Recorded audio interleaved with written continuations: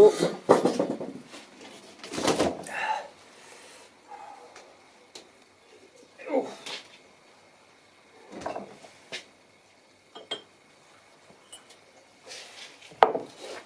G'day, Brew here. How you doing? Hope you're all doing well.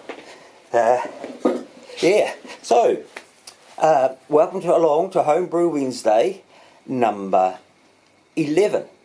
Homebrew Wednesday / Thursday, depending on where you are in the world. I thought I might just get away with this at a pinch. It wasn't going to happen yesterday. I was out for the count. Never mind. I just got up before and went out to the shops and got a few things, and I've got to do this. Terrible job. Someone's got to do it.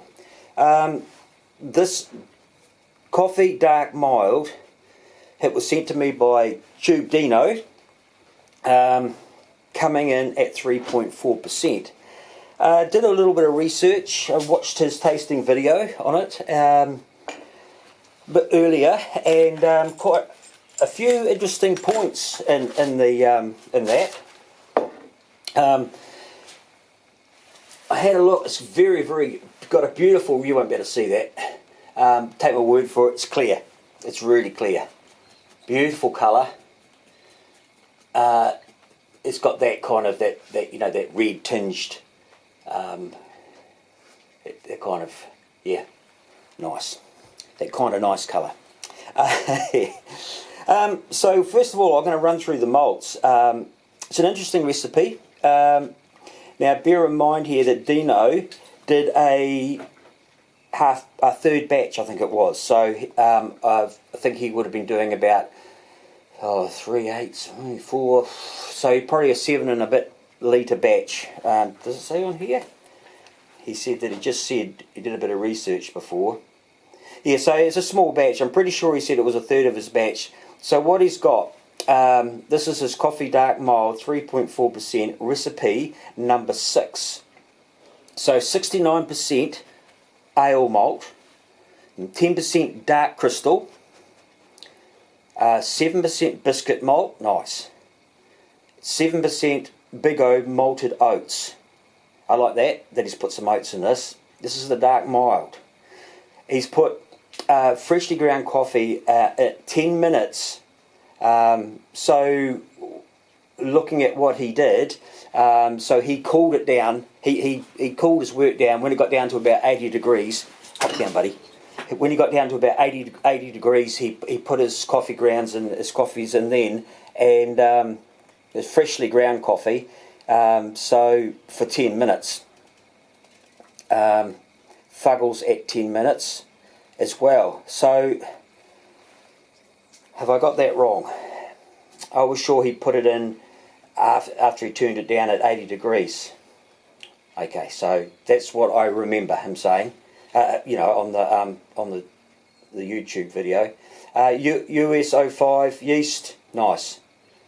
18 IBUs, 26 SRM, and he's also the only hops he's put in that I can tell is at 10-minute mark. So that's interesting for a start. I don't think I've ever just done a late edition hop 10 minutes, but he got, from what I remember, he got 25 IBUs.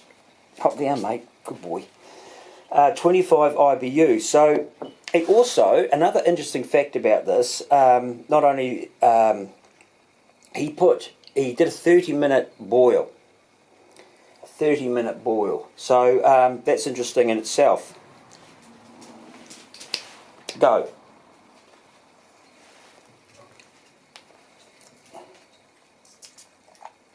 There's a tiny bit of hiss there. He's filled it right to the brim. Cheers, Dino.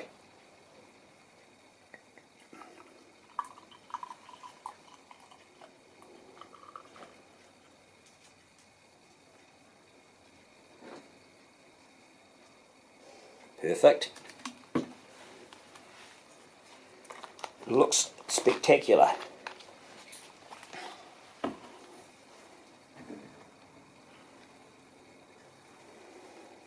Yeah, beautiful beer, beautiful looking beer.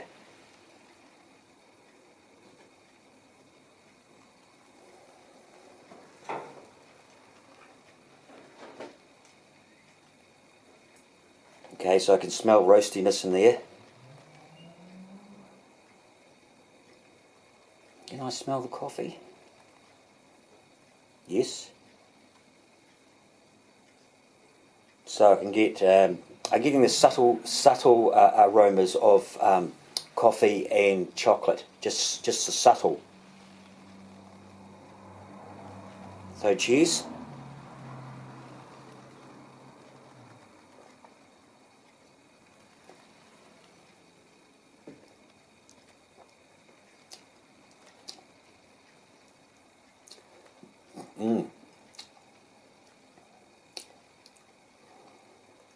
So the first thing that comes to mind that I tasted, it's quite a high carbonation, prickly on the tongue.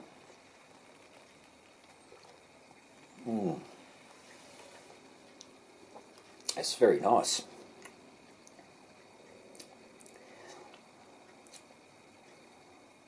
It's got a slightly dry finish.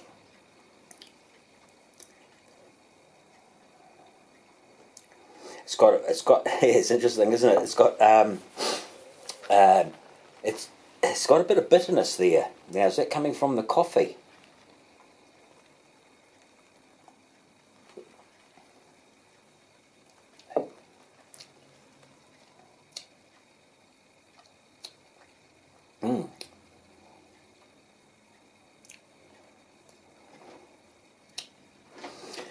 First thing I will say about it is it tastes great. It's really, really nice.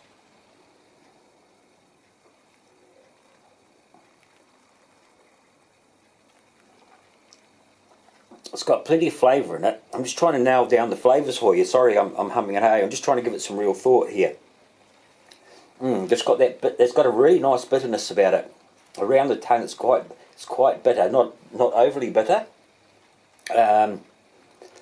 I'm drinking at the moment well, not at the moment. Yesterday I had my Morrigan's Benchy Bitter with my homegrown hops, and that's got quite an upfront bitterness to it. More so than this. This has got the bitterness around the side of the tongue, which is different. Looks great. Looks really good.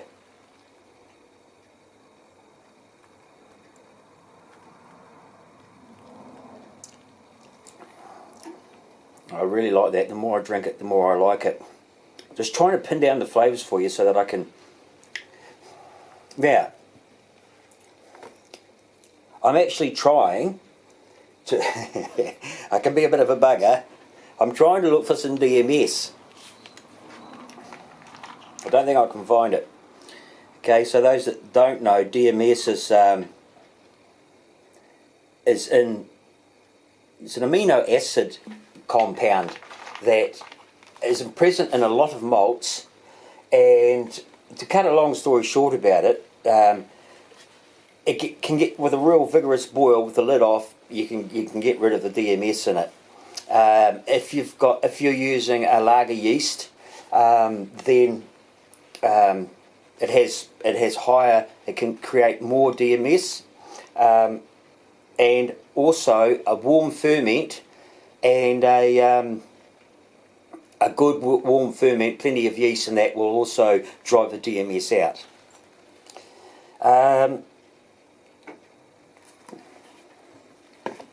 This fermentation process is actually must be spot on, because they also said, well, I did look it up today, so that I'll be looking out for it.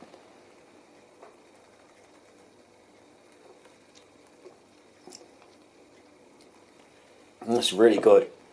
I can't detect any DMS there. As a 30-minute boil, so it interests me. That bitterness is actually quite moorish. It's a different kind of bitterness. So they do say, when I looked up about DMS today and tried to sort of brush up on my notes, that DMS is quite often hid.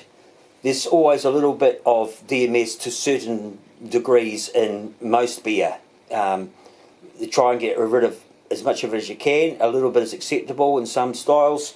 And darker beers, will mask the DMS quite well. So I heard another brewer, David Heath, who talked about you only need to boil your malts for 30 minutes now, and well, it's got me buggered, and I'll never stop doing 80-minute boils. It's just my brew process. So because that's what I run with. However, having said that, people with a good brew process are getting away with 30-minute boils, and I mean that's significant, off your time.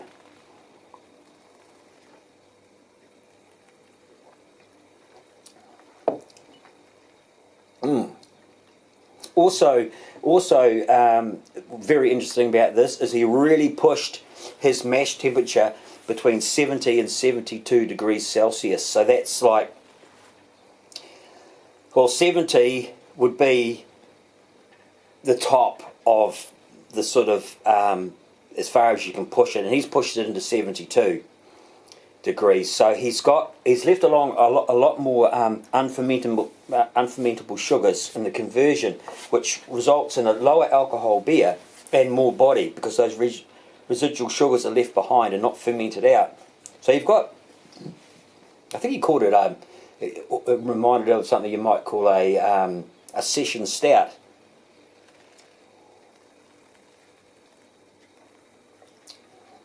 There's a lot of flavour in that. I think I said that before. There's a lot of flavour.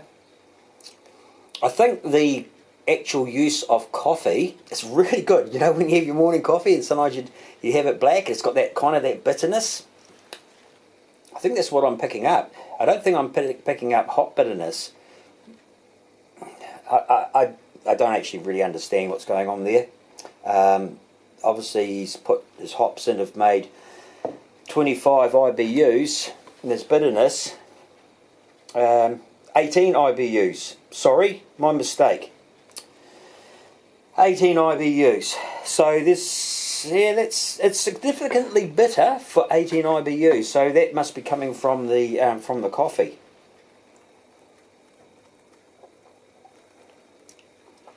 So I'm not picking up any vegetal taste that the DMS would produce. Corn, that sort of thing. I'm not picking that up. That bitterness, I really, really like it. I actually think I've served this too cold. Nice one, Dino. It's a very, very nice beer. I was really looking for some astringency in that as well. I can't detect it, although see, astringency I take as graininess. So it's hard for me to decipher the graininess versus the coffee bitterness. But I'm pretty sure that I can't detect any astringency there.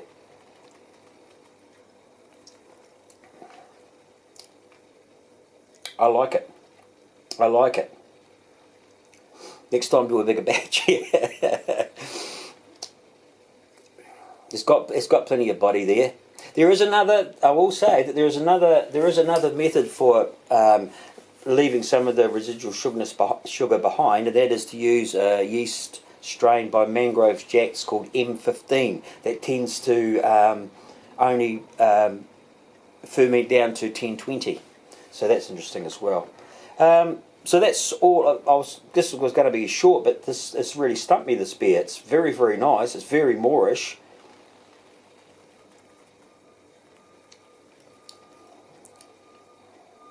So you're a good brewer, Dino. There's no doubt about that. I've said that before. I've had some exceptional beers. I've been very spoilt to get beers from Roy and also from Dino. So thanks very much, guys. Really, really good. I think I'll just leave it there. I'm starting to get quite tired now. So that's a very, very good beer. So if you want the recipe, I'll leave a link down below to Dino's tasting notes as well. You can see what you think if you want to compare it. But in the meantime, cheers. Everybody take care, and nice one. Yeah.